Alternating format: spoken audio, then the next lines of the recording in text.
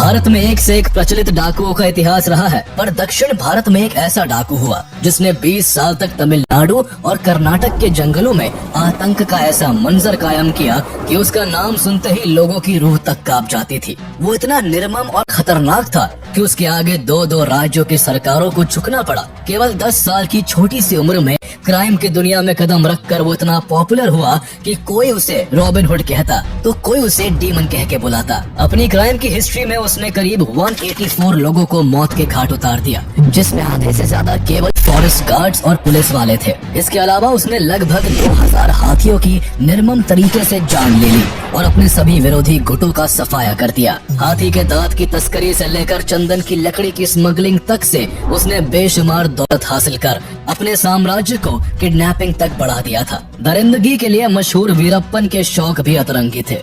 वो खूंखार दिखने के लिए न केवल लंबी लंबी मूछें रखता बल्कि पुलिस अधिकारी को मारकर उनके सर से फुटबॉल भी खेला करता था। एक समय ऐसा आया कि उसने कन्नड़ सिनेमा के सुपरस्टार राजकुमार को किडनैप किया तो कभी कर्नाटका के फॉर्मर मिनिस्टर नागप्पा को किडनैप कर उनकी दिन दहाड़े हत्या कर दी, जिससे पूरे भारत में सनसनी फैल गई। उसकी इस पॉपुलैरिटी और दरिंदगी से तंग आकर कर्नाटका एंड तमिलनाडु सरकार को उसे पकड़ने के लिए 5 करोड़ का इनाम घोषित करना पड़ा।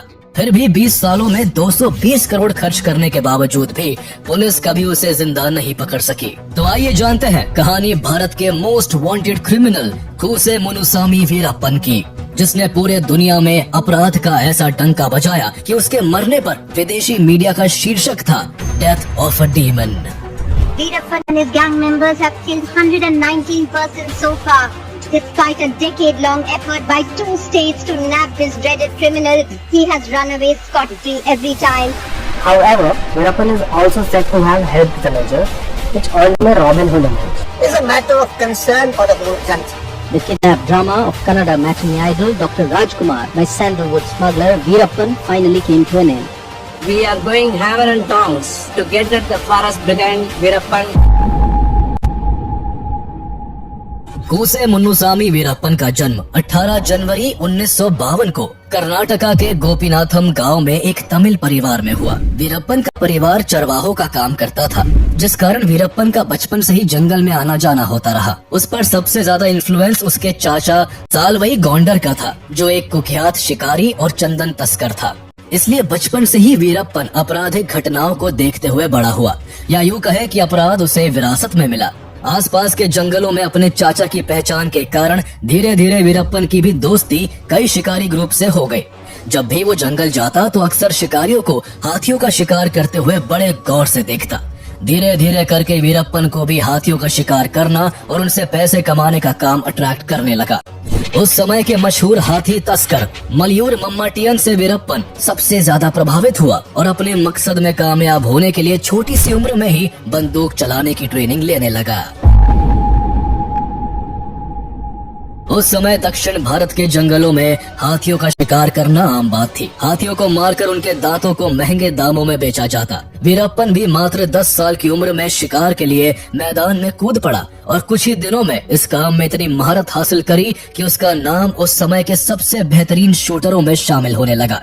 कई हाथियों की जान लेने के बाद वो 17 साल की उम्र में इंसानों का कत्ल भी करने लगा, जिसकी शुरुआत उसने जंगल के भीतर एक फॉरेस्ट गार्ड की हत्या करके की। शुरुआत में वो केवल अपने चाचा सालवई गौंडर के लिए काम करता था, लेकिन अपराध की दुनिया में बड़ा नाम कमाने के चक्कर में वो अपने चाचा से भी अलग हो गया और मात्र 18 साल की उम्र में एक शिकारियों के ग्रुप में शामिल होकर उसने धीरे धीरे अपना रुतबा बढ़ाना शुरू कर दिया। कुछ ही दिनों के अंदर उसने इस ग्रुप पर इस कदर पकड़ बना ली कि हर काम में वो अपने ग्रुप के हेड के बजाय खुद ही डील करने लगा। तस्करी के इस काम में बेशुमार पैसा था, इसलिए तेजी से वो फॉरेस्ट डिपार्टमेंट्स की नजरों में भी आने लगा था। धीरे धीरे करके वीरप्पन पहले से जंगल में पैठ बनाए पुराने तस्करों से भी आगे निकलता जा रहा था। इसलिए उन लोगों ने जल्द से जल्द वीरप्पन को अपने रास्ते से हटाने का फैसला कर लिया। अब जब भी वीरप्पन कोई डील करता, उसकी खबर पुलिस को लग जाती और उसे डील को बीच में ही छोड़कर जंगल भागना पड़ता था। पुलिस को ये सारी इन्फॉर्मेशन उसके कॉम्पिटिटर्स दे रहे थे, जिस वजह से उसकी दौलत और शोहरत तेजी से गिरने लगी। वीरप्पन को अपनी गिरती शोहरत जरा भी रास नहीं आ रही थी, इसलिए जो भी उसकी डील की मुखबिरी पुलिस को करता था,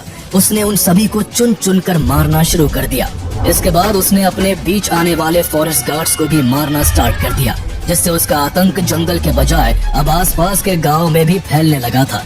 अब वीरप्पन जंगल में केवल अपना शासन और आतंक का साम्राज्य स्थापित करना चाहता था, इसलिए वो एक एक करके जंगल के बाकी सभी तस्कर गिरोहों को भी खत्म करने लगा।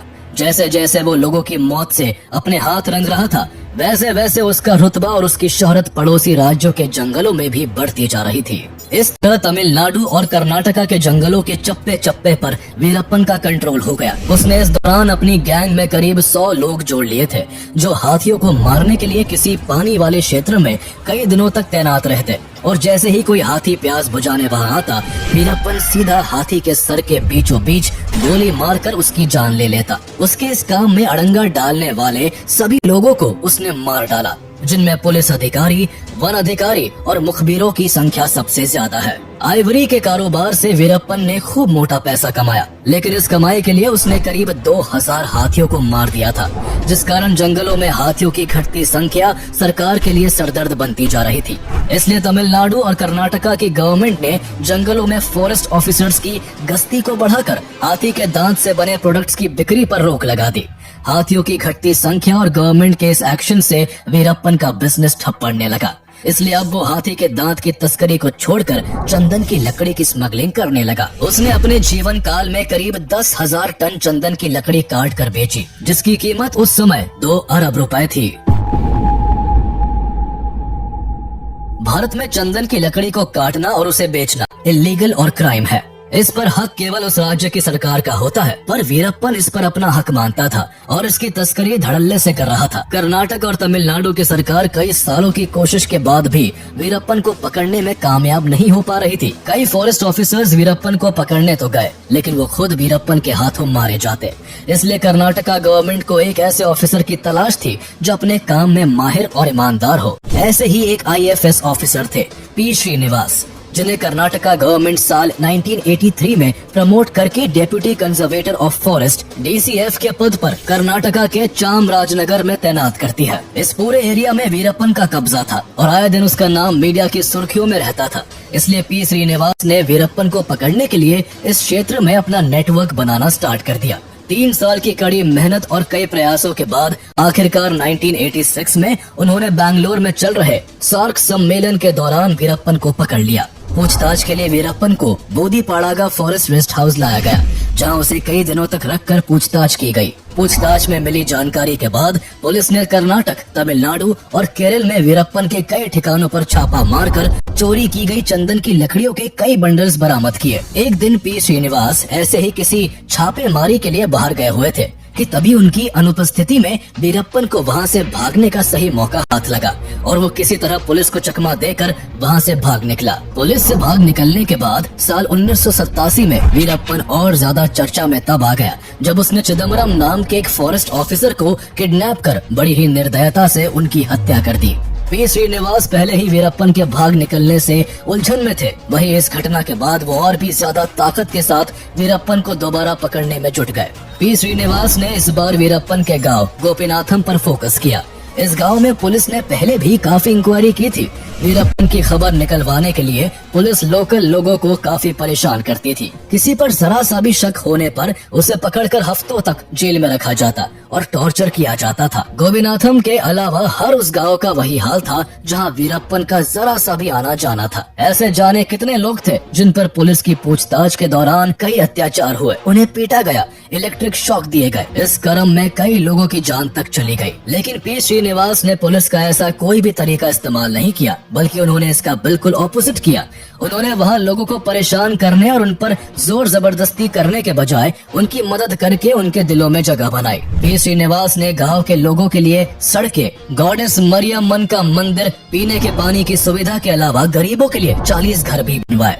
इन सभी कामों के लिए कुछ गवर्नमेंट फंड का इस्तेमाल भी किया गया, तो कुछ पैसे श्रीनिवास ने अपनी सैलरी से भी दिए। इस दौरान उन्होंने कई लोगों को रोजगार भी दिलाए, जिसमें वीरप्पन की बहन मारी भी शामिल थी। मारी को भी एक डिस्पेंसरी में काम दिलवाया गया था। इस तरह P. श्रीनिवास गोपीनाथम में लोगों के चहीते बन गए और वहां अपना एक लोकल इंटेलिजेंस नेटवर्क क्रिएट करने में सफल रहे, जो वीरप्पन को पकड़ने के लिए उनकी मदद करने लगा। इसके बाद वीरप्पन और उसके परिवार की सभी एक्टिविटीज की खबर P. श्रीनिवास को मिलना शुरू हो गई और वो उसे अरेस्ट करने के लिए प्लानिंग करने लगे। लेकिन एक दिन वीरप्पन के लोगों ने उन इन्फॉर्मर्स को पुलिस की जीप में घूमते हुए देख लिया। ये जानकारी जब वीरप्पन को मिली तो उसने उन सभी इन्फॉर्मर्स को बेरहमी से मार डाला और उनके सर को काटकर पूरे गांव में घुमाया। ये सब देखकर पब्लिक के अंदर वीरप्पन का डर बुरी तरह बैठ गया, जिसके बाद से पी श्रीनिवास को वीरप्पन से रिलेटेड कोई भी इन्फॉर्मेशन मिलना बंद हो गई। अपना आतंक कायम रखते हुए वीरप्पन ने 1990 में मुथु लक्ष्मी से शादी कर ली।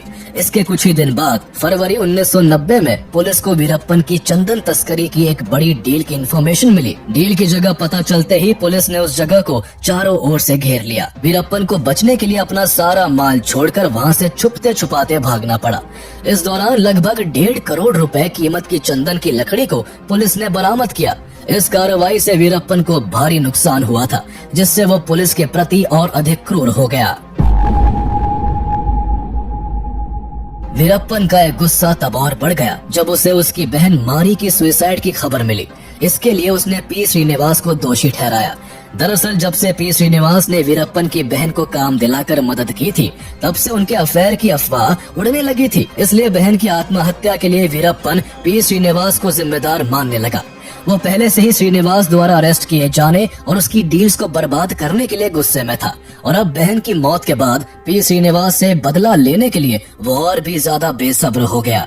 कुछ वक्त बाद ही उसे अपना बदला लेने का अच्छा मौका दिखा। दरअसल जुलाई 1991 में पी श्रीनिवास का STF में कार्यकाल समाप्त हो गया, जिसके बाद उन्हें मुहैया की गई सुरक्षा कम कर दी गई। सही मौका पाकर वीरप्पन ने पी श्रीनिवास के खिलाफ प्लानिंग करते हुए अपने छोटे भाई अर्जुनन के जरिए श्रीनिवास को संदेश भिजवाया कि वो सरेंडर करना चाहता है, लेकिन इसके लिए उन्हें अकेले उससे मिलने जंगल आना होगा। हालांकि ये सब वीरप्पन की चाल थी, पर पी श्रीनिवास इसमें फंस गए और वीरप्पन से मिलने अकेले ही जंगल की ओर निकल पड़े। उनके वहाँ पहुँचते ही वीरप्पन ने उन्हें बेरहमी से मार डाला। ऐसा माना जाता है कि वीरप्पन उनके सर को काटकर अपने साथियों के साथ फुटबॉल खेला करता था। इस तरह की निर्मम हत्या से पूरा देश दहल चुका था। उसकी दरिंदगी के किस्से देश के कोने कोने में मशहूर होने लगे थे। अकेले वीरप्पन ने 2-2 राज्यों की पुलिस की नाक में दम कर रखा था। जब भी दोनों में से किसी एक स्टेट की पुलिस कार्रवाई करती, वीरप्पन दूसरे स्टेट के जंगलों में जाकर छुप जाता था, जिससे पुलिस चाहकर भी उसे पकड़ नहीं पा रही थी। इसलिए कर्नाटक और तमिलनाडु की गवर्नमेंट ने मिलकर 1992 में एक joint special task force STF का गठन किया।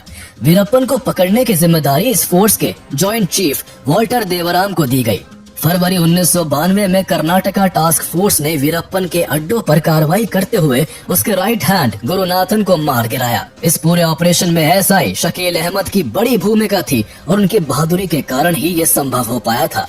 इस घटना के बाद वीरप्पन चुप नहीं बैठा और 3 महीने बाद ही रामपुरा पुलिस स्टेशन पर हमला कर कई पुलिस कर्मियों को मारकर उनके हथियारों को लूट लिया। वीरप्पन इस तरह एक के बाद एक कई अटैक्स करता है, जिसके बाद STF हरकत में आ जाती है और उसके सभी अड्डों के आसपास सघन तलाशी अभियान शुरू कर देती है, पर STF को कुछ भी हाथ नहीं लगता। वहीं दूसरी तरफ वीरप्पन आइवरी की एक फेक डील की अफवाह फैलाता है, जिसके चलते 14 अगस्त 1992 को SP हरि कृष्ण और SI शकील अहमद अपनी टीम के साथ उसे पकड़ने के लिए जंगल पहुंच जाते हैं। यहाँ वीरप्पन प्लानिंग के तहत घात लगाकर उन पर हमला करता है, जिसमें SP हरि कृष्ण और SI शकील अहमद समेत 5 पुलिस कर्मियों की जान चली जाती है। वीरप्पन का पुलिस वालों पर कहर बरस रहा था।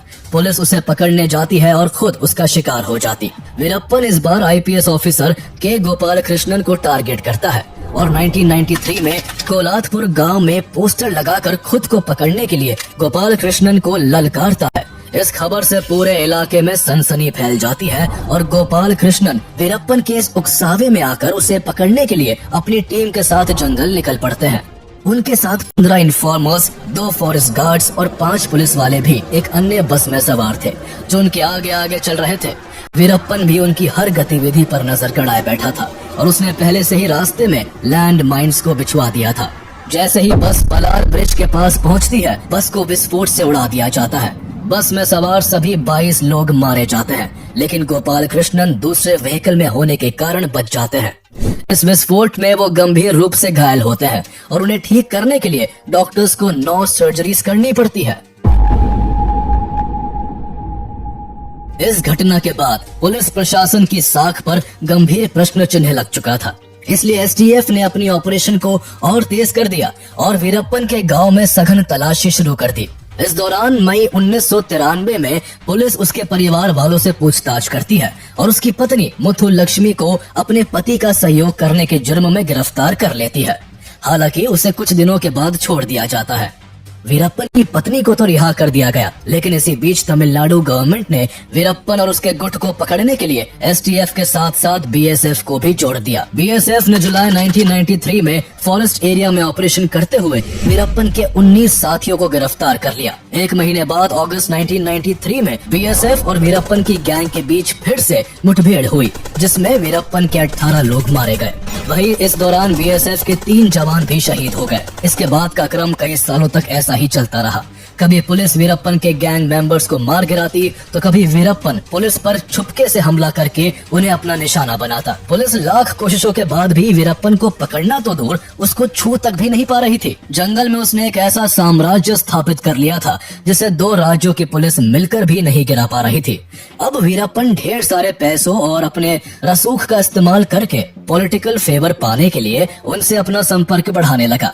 इसी चाहत में उसने वन अधिकारियों और चर्चित लोगों को अगवा कर उन्हें रिहा करने के बदले अपनी बात मनमाना शुरू कर दिया।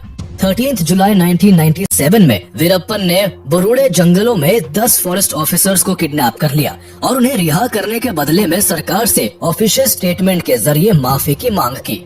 हालांकि सरकार ने वीरप्पन से बातचीत के जरिए उन सभी को 7 हफ्तों के बाद रिहा करवा लिया। इसके कुछ ही महीने बाद 8 अक्टूबर 1997 को वीरप्पन की गैंग ने 2 वाइल्ड लाइफ फिल्म मेकर्स कृपाकर और सेनानी को किडनैप कर लिया, जो जंगल में कुछ शूट करने गए हुए थे। वीरप्पन को उनकी बात का विश्वास नहीं हुआ। उन्हें लगा कि वो दोनों पुलिस के इन्फॉर्मर्स हैं, इसलिए उसने 10 दिनों तक उन्हें अपने पास रखा और फिर जब उसका शक दूर हो गया तो उसने दोनों को छोड़ दिया। आगे चलकर दोनों ने वीरप्पन के बारे में काफी कुछ शेयर किया। उन दोनों के अनुसार वीरप्पन को वाइल्ड लाइफ बहुत पसंद थी और जंगलों में सालों से रहने के कारण वो किसी भी जानवर को उसकी आहट से पहचान लेता और कई जानवरों की आवाजें भी निकाल लेता था। इसके अलावा समय समय पर वो अपने क्राइम की ऑडियो और वीडियो रिकॉर्ड करवा कर बाहर भेजता, जिससे उसके आतंक का कहर कायम रहे। वीरप्पन वो खूंखार डकैत और तस्कर था जो गुनाह किए बिना रह नहीं सकता था। उसे मानो कोई ना कोई अपराध करने का चाव लगा हुआ था। वो अपने क्राइम्स के जरिए सुर्खियों में बना रहना चाहता था। इसलिए साल 2000 में वीरप्पन ने दक्षिण भारत के मशहूर फिल्म अभिनेता राजकुमार को उनके ही घर से किडनैप करके पूरे भारत में सनसनी मचा दी। इस किडनैपिंग ने जहां लोगों को हैरान कर दिया, तो वहीं कर्नाटका गवर्नमेंट पर प्रेशर बढ़ गया था और गवर्नमेंट को वीरप्पन की कई मांगों को मानने पर मजबूर होना पड़ा। राजकुमार को छुड़ाने के लिए हुए नेगोशिएशन में तमिल मैगजीन नक्खीरन के एडिटर आर गोपाल ने बड़ी भूमिका निभाई थी। उन्होंने वीरप्पन के साथ कई दौर की बातचीत की, जिसमें उसने अपनी कई डिमांड्स को सामने रखा। वीरप्पन ने तमिलनाडु और कर्नाटक में चल रहे कावेरी वाटर डिस्प्यूट पर तमिलनाडु के लिए जस्टिस की मांग की। साथ ही उसने तमिल को कर्नाटक की सेकंड लैंग्वेज बनाने की बात भी रखी। इसके अलावा उसने अपने कई साथियों को तमिलनाडु और कर्नाटका की जेलों से रिलीज करने और 1000 करोड़ की फिरौती देने का भी दबाव बनाया। वीरप्पन की 10 से ज्यादा डिमांड्स में कुछ डिमांड ऐसी भी थी जिन्हें आज तक पब्लिक नहीं किया गया। उस समय ये मामला इतना हाई प्रोफाइल और चर्चित था कि कर्नाटका के चीफ मिनिस्टर एस.एम. कृष्णा को तमिलनाडु का दौरा करना पड़ा और वीरप्पन की मांगों को लेकर वहां के चीफ मिनिस्टर एम. करुणानिधि से बातचीत करनी पड़ी। काफी मशक्कत के बाद आखिरकार 108 दिनों के बाद राजकुमार को रिहा कराया जा सका। बाद में उस समय कर्नाटक के डीजीपी रहे सी दिनाकर ने अपनी किताब वीरप्पन्स प्राइस कैच राजकुमार में दावा किया कि राजकुमार को रिलीज करवाने के लिए कर्नाटक सरकार को 20 करोड़ रुपए वीरप्पन को देने पड़े थे। हालांकि राजकुमार के परिवार ने इसे मानने से इनकार कर दिया। इसके पीछे सच्चाई चाहे जो भी हो, लेकिन वीरप्पन का मशहूर लोगों को किडनैप करना अभी थमा नहीं था। राजकुमार की घटना के करीब 2 साल बाद 25 अगस्त 2002 को वीरप्पन ने कर्नाटका के फॉर्मर मिनिस्टर एच. नागप्पा को उनके गांव कामगेरे से किडनैप कर लिया। नागप्पा 1996 से 1999 तक कर्नाटका के एग्रीकल्चर मार्केटिंग मिनिस्टर रह चुके थे। उन्हें अगवा करके एक बार फिर वीरप्पन ने पुलिस की रातों की नींद उड़ा दी। नागप्पा को रिलीज करवाने के लिए कर्नाटक और तमिलनाडु की जॉइंट स्पेशल टास्क फोर्स को केरल पुलिस के साथ काम करना पड़ा। इस बार सरकार ने नेगोशिएशन न करके नागप्पा को छुड़ाने के लिए पुलिसिया कार्रवाई करने का निर्णय लिया, लेकिन पुलिस की प्लानिंग बुरी तरह से फेल रही। न तो नागप्पा को छुड़ाया जा सका और न ही वीरप्पन को गिरफ्तार किया जा सका। वहीं वीरप्पन पुलिस के इस रुख से काफी गुस्से में था। इसलिए जब उसे लगा कि सरकार उससे कोई नेगोशिएशन नहीं करेगी तो उसने नागप्पा को मारकर जंगल में फेंक दिया। इस घटना से एक बार फिर पूरा दक्षिण भारत सन्न रह गया। कर्नाटका और तमिलनाडु की जॉइंट स्पेशल टास्क फोर्स की भारी बदनामी हुई। उनकी कार्यशैली पर सवाल उठाए जाने लगे और उनके ऊपर वीरप्पन को जल्द से जल्द पकड़ने का दबाव बढ़ने लगा। इस घटना के बाद कर्नाटका गवर्नमेंट ने वीरप्पन को जिंदा या मुर्दा पकड़ने पर इनाम की राशि को बढ़ाकर 5 करोड़ कर दिया। ये राशि दाऊद इब्राहिम को पकड़ने के लिए रखी गई इनामी राशि के बाद दूसरा सबसे बड़ा इनाम था। पहले हाथियों का शिकार, फिर चंदन की तस्करी और फिर बड़े बड़े लोगों को किडनैप कर वीरप्पन मशहूर तो हो गया था, लेकिन अब लोग भी उससे तंग आ चुके थे और उससे छुटकारा पाना चाहते थे।